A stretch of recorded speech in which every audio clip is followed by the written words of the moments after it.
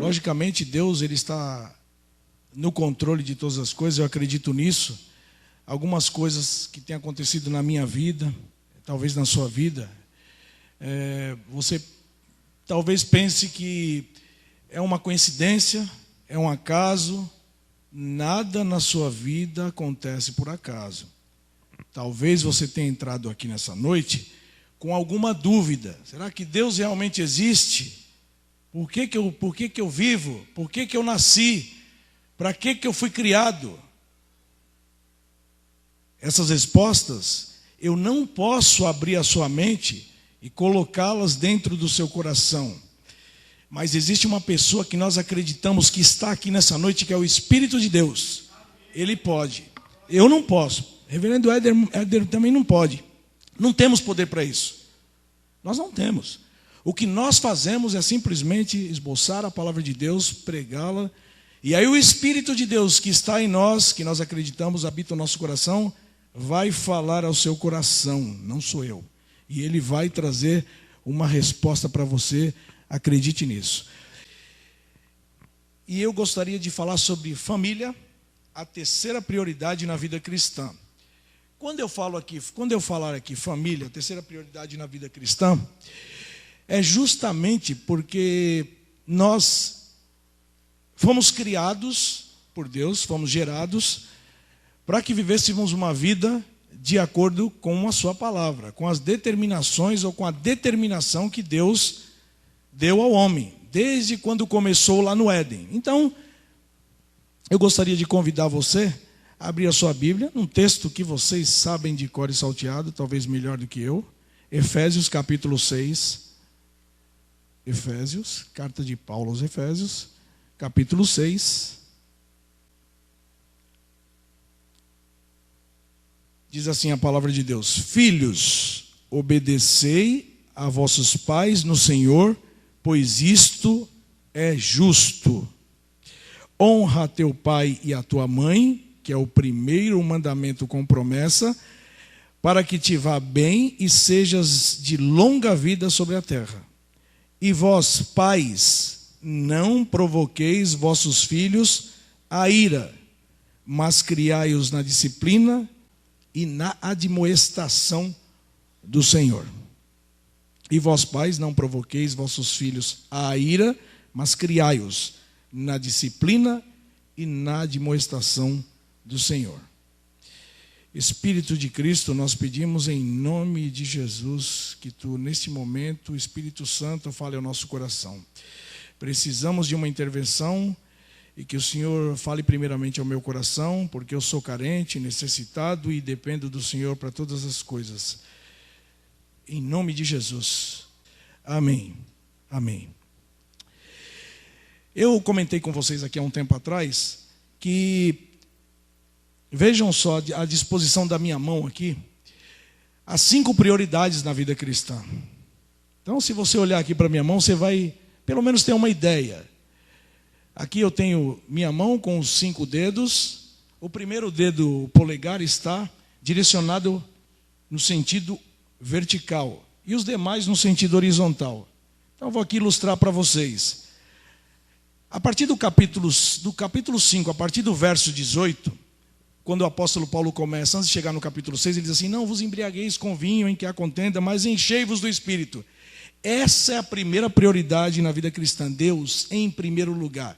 Por isso que está no sentido vertical. Deus é a primeira prioridade.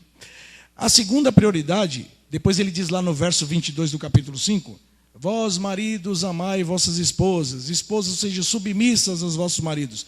É o cônjuge, a segunda prioridade na vida cristã. A terceira prioridade, aí entra no capítulo 6. É o que nós vamos comentar com vocês rapidamente. Vós, filhos, sede obediente a vossos pais. É a família, englobando pai, mãe e os filhos. E não vai dar para a gente esboçar hoje, mas quem sabe numa próxima oportunidade. A quarta prioridade, a partir do verso 5 Aí a quarta prioridade, você pode ler depois na sua casa, meditar. Aí entra a profissão, quando fala, vós servos, obedecei a vossos senhores. Façam tudo como se estivesse fazendo para Deus. O apóstolo Paulo vai orientando aí. E a última prioridade, que é a quinta, está lá no final, quando Paulo fala, tomai a armadura, o capacete, e aí seria o ministério. Não se esqueçam, tá? A primeira prioridade, Deus. A segunda está na disposição horizontal, porque é relacionamento entre nós. Então, a segunda prioridade, a esposa, o esposo. A terceira prioridade, a família, englobando os filhos. A quarta prioridade, a profissão. E a quinta prioridade seria o ministério.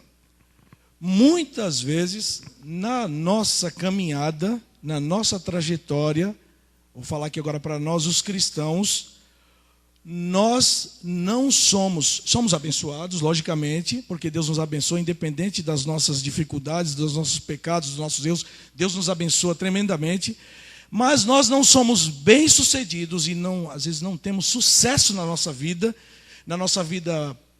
pessoal, profissional, na nossa vida espiritual, nós não prosperamos, ficamos parados, estagnados, porque nós invertemos essa prioridade, ou essas prioridades.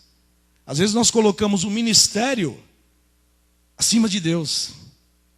Porque eu tenho que tocar, porque eu tenho que cantar, porque eu tenho que pregar, porque eu tenho que dar aula. E nós esquecemos da primeira prioridade, que é Deus, o relacionamento com Ele. Se nós invertemos as prioridades, logicamente nós vamos deixar algumas coisas para trás, algumas coisas vão ficar de lado e nós vamos estar pulando alguns steps, e por isso nós deixamos de prosperar na nossa vida. Quando eu digo prosperar, não é só financeiramente não. Prosperidade no sentido de viver uma vida abundante, uma vida com satisfação, uma vida alegre, uma vida de plena comunhão com Deus. Não importa os acontecimentos, mas quando nós obedecemos essa regra básica, nós somos bem-sucedidos, eu e você. Mesmo com as dificuldades que a vida nos oferece, com as barreiras que nós temos que muitas vezes transpor, Deus nos abençoa e nós somos bem-sucedidos. A família, ela é a célula máter da sociedade, a mais importante agência socializadora, e os pais, nós, agora aqui sou eu e você, que já é casado, nós somos responsáveis por ela, pois nós transferimos para os nossos filhos uma herança biológica, psicológica, cultural e espiritual.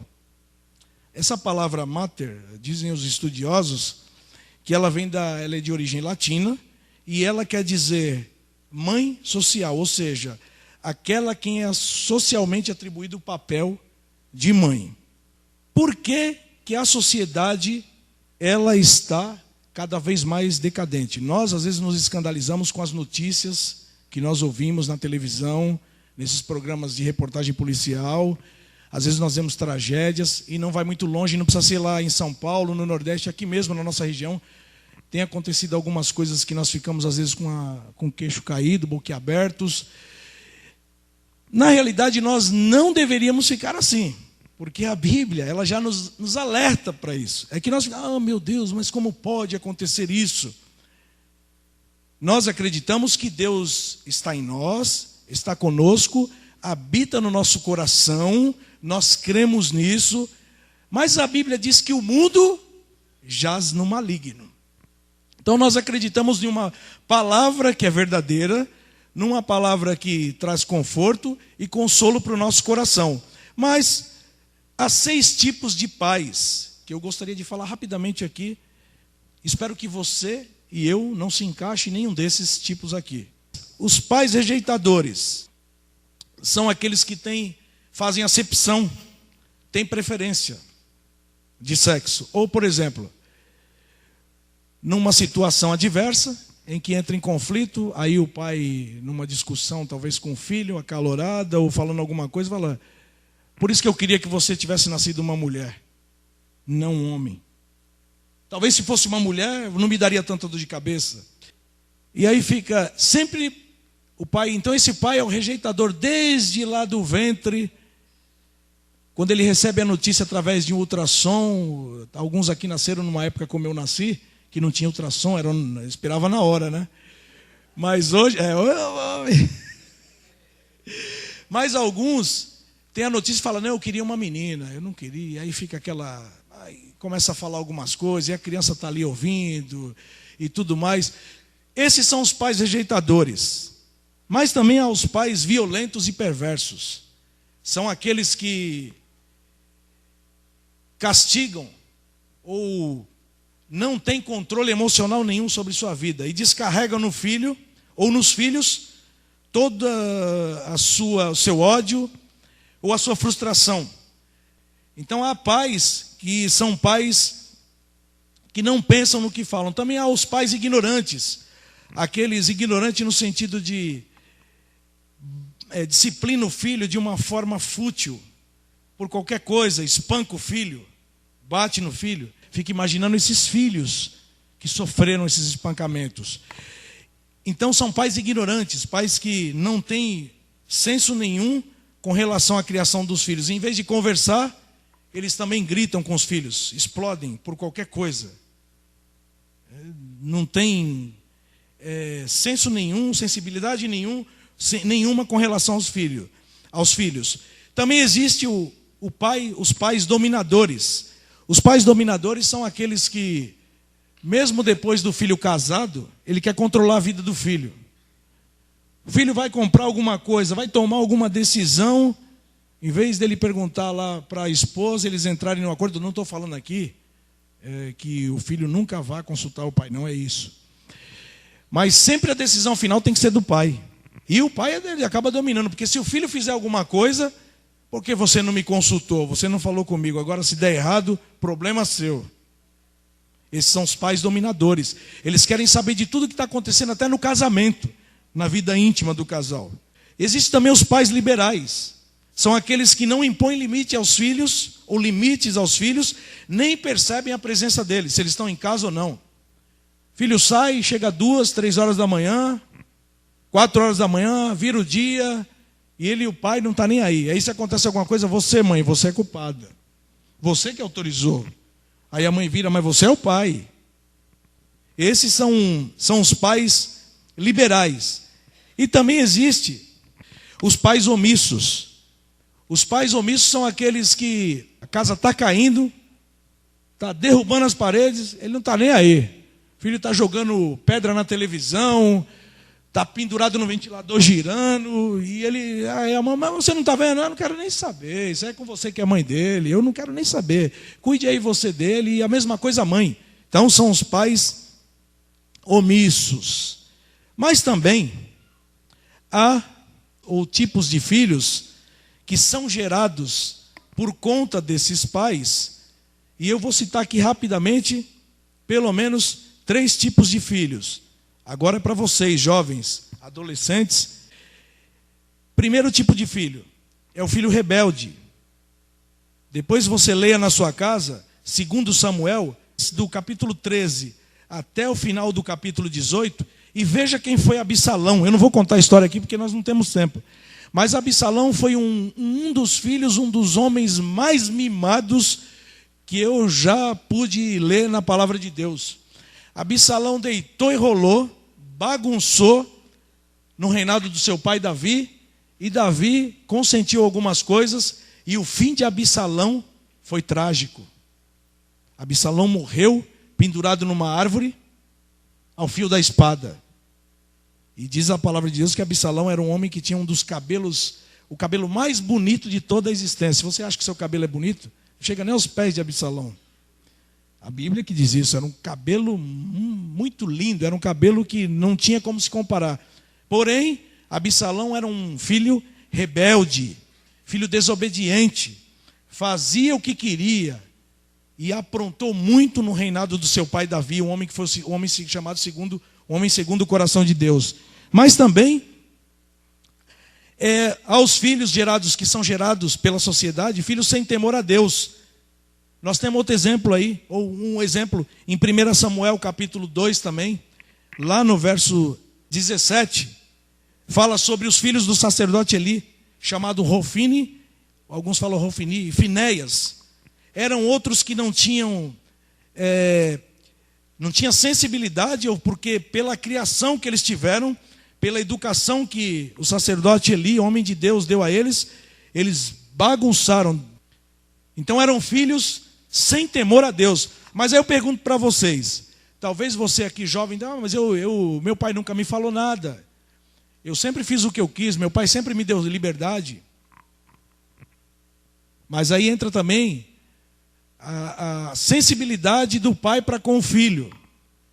Você que é pai, se você vê seu filho entrando ou indo por caminhos errados, você precisa chamá-lo a atenção, precisa corrigi-lo, precisa discipliná-lo. Não pode deixar à vontade, porque amanhã você vai colher os frutos. E a Bíblia, ela diz, Gálatas 6,7, que tudo que o homem semear na carne, vai ceifar na carne. Se hoje nós temos uma sociedade destruída, uma sociedade que está ao caos, famílias destruídas, por quê? Culpa dos pais. A culpa não é dos filhos. Por exemplo, um filho, ele não sabe o limite. Se o pai não estipular o limite para ele, der o limite para ele até onde ele pode ir, ele vai fazer o que ele acha que tem que fazer e não está nem aí. Então os pais têm uma grande responsabilidade. E por último são os filhos insensíveis. Você pode ler depois, Gênesis capítulo 37. Jacó amava mais a José, e isso causou inveja aos irmãos. Talvez aqui um erro de Jacó. Jacó amava mais a José do que os irmãos. Os filhos tornaram-se insensíveis a ponto de venderem o seu irmão como escravo. Talvez alguns filhos que nós conhecemos, ou alguns jovens, ou talvez até você hoje que é pai, passou por esse momento em que você presenciou, talvez o seu pai dando mais afeto, mais amor, mais carinho para o seu irmão, e fala, mas por que meu pai me tratou assim? Por que meu pai me tratou assim? Por que meu pai sempre deu mais atenção para um ou para o outro e não deu para mim? Talvez uma falha na educação, na criação, dava mais amor a um do que a outro. Cuidado, pai e mãe. Às vezes nós fugimos das regras ou da regra básica que é a palavra de Deus. Por isso que nós colhemos frutos que são frutos que muitas vezes nos dão, às vezes, desgosto ou até traz desgraça sobre a nossa vida. Como você pode mudar esse quadro? Ainda há tempo de corrigir. Seja sábio. Mas de que forma você pode ser sábio? Incentivando o seu filho a seguir os caminhos do Senhor. Provérbios 22:6 diz, ensina a criança no caminho em que deve andar, e até quando envelhecer, jamais se desviará dele. Se porventura você perceber que você errou com seu filho, ele já é adulto hoje, reflita, vá até ele e fale para ele assim, meu filho, me perdoe, eu errei, mas eu quero consertar isso que eu fiz com você. Faça isso. Isso não é demérito nenhum para ninguém. E eu já tenho aprendido algumas coisas com a minha filha que fez 5 anos. Eu tive que pedir perdão para ela. E aconteceu um fato, que eu não vou contar para vocês porque é longo, e eu achei que era minha filha que ela tinha errado. E eu a disciplinei. E ela chorou. Irmãos, você que é pai, você sabe, depois que acontece isso, você fica com o coração partido. Depois eu, conversando com a minha esposa, ela me deu uma dica e falou, você errou. E eu fui para um quarto lá onde eu tenho um computador, que eu faço minhas coisas, e eu parei lá e eu fiquei pensando, eu errei. Agora eu vou ter que falar com a Rafaela, e ela tem só 4 anos. Aí eu trouxe ela para perto de mim, eu abaixei os olhos, bem nos olhos dela, falei com ela, filha, o papai errou com você, você me perdoa. Eu te amo. Eu exagerei na dose com você. Me perdoa. E ela me abraçou e me beijou. Irmãos, eu acredito que essas coisas ela nunca mais vai esquecer na vida dela. Meu pai errou um dia comigo, mas ele reconheceu que ele estava errado. Quantas vezes nós erramos com os nossos filhos, nós cometemos erros graves. Ele é meu filho, o negócio é o seguinte: quem manda aqui sou eu, quem põe o dinheiro aqui em casa sou eu, e aqui tem que ser como eu quero, não é como ele quer. Funciona? Alguns casos sim. Outros levam o filho para longe dos pais. Pais insensíveis. Pais que conhecem a palavra de Deus, mas disciplinam os filhos de uma forma rigorosa, em que, em vez de causar no filho uma mudança para melhor, faz com que o filho fique revoltado, irado, amanhã ou depois, se afasta do pai, vai embora, como acontece muito, ou fica sem falar com o pai muitos e muitos anos, ou até tempos que não dá nem para se contar. Depois fica aquele clima. Meu pai, eu sou revoltado com meu pai, porque eu apanhava por qualquer coisa. Alguns citam esses exemplos. Então, é hora de mudar. Se você tem sido muito rigoroso com seu filho, seja rigoroso, mas através da palavra de Deus. Reflita nisso. Não seja um pai ignorante e insensível. Você que é filho, ainda solteiro, adolescente, jovem, se você quer ter uma vida abundante e próspera, honre ao seu pai e à sua mãe. Lembre-se que enquanto você estiver dentro da casa do seu pai, você tem que respeitá-lo e honrá-lo, porque ele é o seu pai. E não compare o seu pai a outro pai. Eu queria que meu pai fosse como fulano. Ele é um ótimo pai. Antes que você fosse gerado, antes que você viesse a esse mundo, Deus já havia programado e feito tudo de acordo com a vontade dele. Não abra sua boca, que vai um alerta para você.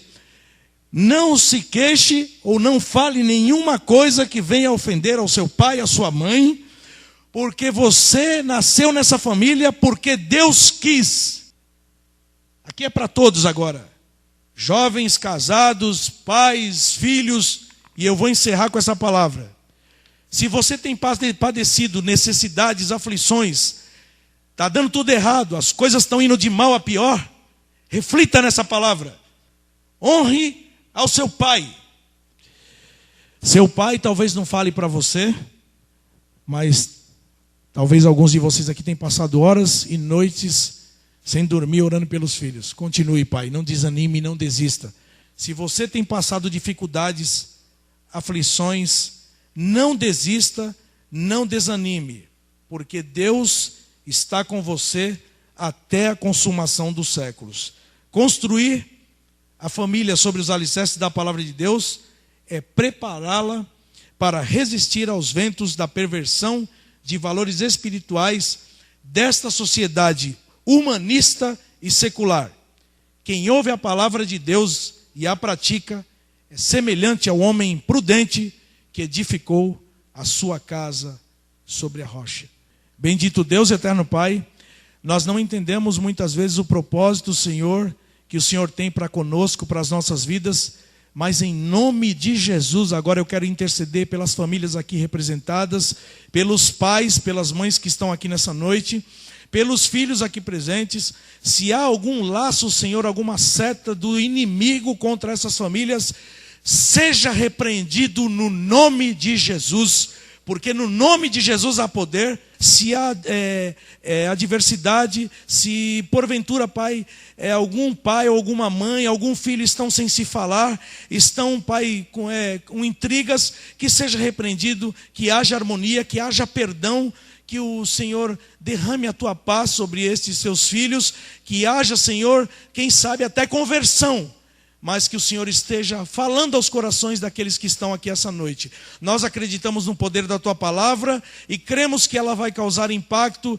e que se alguém entrou aqui desanimado, Senhor, triste, saia daqui restabelecido e restaurado em nome de Jesus, e é em nome dele que nós intercedemos para a glória de Deus Pai, Deus Filho e Deus Espírito Santo.